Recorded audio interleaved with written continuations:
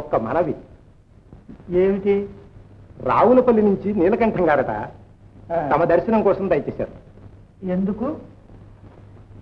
వారి కుమార్తెను తమకిచ్చి వివాహం. నాకు వివాహమా? చిత్తం. తమ కుటుంబ విషయాలన్నీ వివరించాను. వారికి ఏమీ అభ్యంతరం లేదన్నారు. తమరు సరేనంటే. వయసు వాలిపోయింది, ఇప్పుడు ఇంకా పెళ్ళేమిటి? ఆ సంకల్పం ఏనాడో విరమించుకున్నాను.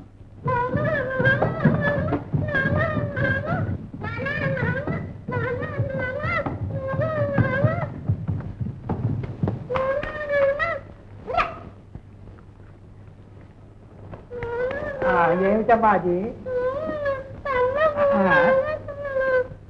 దేనికయ్యా? దేనికి? వారికి కూడా జడేసి పూలు పెట్టి పరికని కట్టమంటున్నారు బాబు. తప్పు కాదు, అలా అనకూడదు. అక్కయ్య ఆడపిల్ల, మగపిల్లలు కట్టుకోకూడదు. లక్ష్మి, తీసుకెళ్లి పరికిని కట్టు. జుట్టు లేకుండా జడేలా వేస్తారు బాబు. వెళ్ళండమ్మా, వెళ్ళి ఆడుకోండి. బాబా, ఎలాగురా మీతో వేగేది? లక్ష్మి, వీళ్ళని తీసుకెళ్లి సముదాయించు. రా బాబు, జడేస్తాను.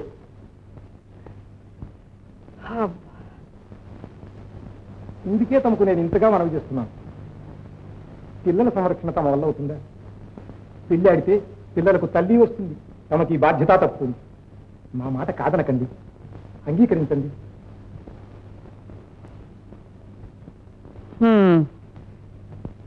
నీలకంఠ గారు, నీలకంఠ గారు, వీరే మా ప్రభువులు. నమస్కారం. కూర్చోండి, కూర్చోండి. ప్రభువులు మీ కుమార్తెను పెళ్లి ఆడడానికి అంగీకరించారు. పురోహితులతో సంప్రదించి వివాహ ముహూర్తం నిశ్చయం చేద్దాం. రండి పోదాం. సెలవు.